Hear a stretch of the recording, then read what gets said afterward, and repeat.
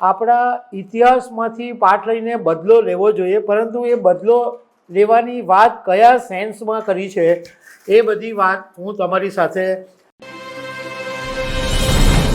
ભારતના રાષ્ટ્રીય સુરક્ષા સલાહકાર અજીત ડોવાલ ભારતના સૌથી શક્તિશાળી માણસોમાંના એક છે અને તાજેતરની અંદર એક કાર્યક્રમની અંદર એમણે યુવાઓની સાથે સંવાદ કર્યો અને યુવાનોને એમણે રાષ્ટ્રની સુરક્ષા, ઇતિહાસના પાઠ, યુવાનોની જવાબદારી અને યુદ્ધનો વાસ્તવિક હેતુ સમજાવ્યો હતો. એમણે એવી વાત કરી કે યુવાનોએ આપણા ઇતિહાસમાંથી પાઠ લઈને બદલો લેવો જોઈએ, પરંતુ એ બદલો લેવાની વાત કયા સેન્સમાં કરી છે એ બધી વાત હું તમારી સાથે કરીશ. મારું નામ રાજેશ શાહ છે અને તમે જોઈ રહ્યા છો ગુજરાતના સૌથી મોટા ડિજિટલ પ્લેટફોર્મ ખબરછે.com. નેશનલ સિક્યુરિટી એડવાઇઝર, રાષ્ટ્રીય સુરક્ષા સલાહકાર અજીત ડોવાલને આખું દેશ ઓળખે જ છે, કારણ કે બહુ જ શક્તિશાળી માણસોમાંના એક છે અને અજીત ડોવાલ જ્યારે બોલે છે ત્યારે એમના બોલવાનો કંઈક અર્થ હોય છે અને એનામાંથી ઘણા બધા લોકોને ઇન્સ્પિરેશન મળતી હોય છે. તાજેતરની અંદર વિકસિત ભારત યુવા નેતાઓનો એક સંવાદ કાર્યક્રમ હતો અને એની અંદર અજીત ડોવાલે આપણા ભારતના ઇતિહાસની વાત કરી કે આપણી આજની જે સ્વતંત્રતા છે એ પૂર્વજોના અનેક બલિદાનોનું પરિણામ છે. ગામડાઓ બાળી નાખવામાં આવેલા હતા, આપણી ભારતીય સંસ્કૃતિનો વિનાશ કરી નાખવામાં આવેલો હતો, મંદિરોને લૂંટવામાં આવેલા, પરંતુ આપણે મૂક પ્રેક્ષકો બનીને લાચારીથી તે વખતે જોતા રહ્યા હતા.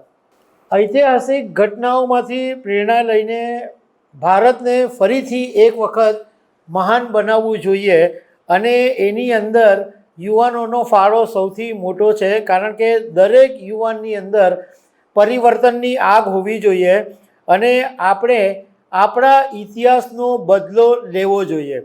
જોકે અહીંયા ઘડી અજીત ડોવાલે યુદ્ધનો બદલો લેવાનો વાત હિંસાથી કે શસ્ત્રોથી નથી કરી. એમણે એવું સમજાવ્યું કે આપણે યુદ્ધનો મતલબ એમ છે કે આપણે આપણા દેશને એ સ્તરે લઈ જવાનો છે કે જ્યાં આપણા અધિકારો અને વિચારધારાને એક મહાન રાષ્ટ્રનું આપણે નિર્માણ કરી શકીએ અને આપણી જે ભારતની જે સંસ્કૃતિ હતી એ બહુ જ મહાન હતી. એ જ મહાન સંસ્કૃતિ આપણે પાછી વિકસાવવાની છે. વ્યક્તિગત ઈચ્છાશક્તિ જ અંતે રાષ્ટ્રીય શક્તિ બને છે એવું અજીત ડોભાલે કીધું. એમણે કીધું કે યુદ્ધો હિંસા માટે નહીં, પરંતુ દુશ્મનનું મનોબળ તોડવા માટે લડવામાં આવે છે. યુદ્ધનો મુખ્ય ઉદ્દેશ એ છે કે દુશ્મનોને આપણી શરણે સ્વીકારવા અને મજબૂર કરીને ઈચ્છિત લક્ષ્યો પ્રાપ્ત કરવા એ યુદ્ધનો હેતુ છે.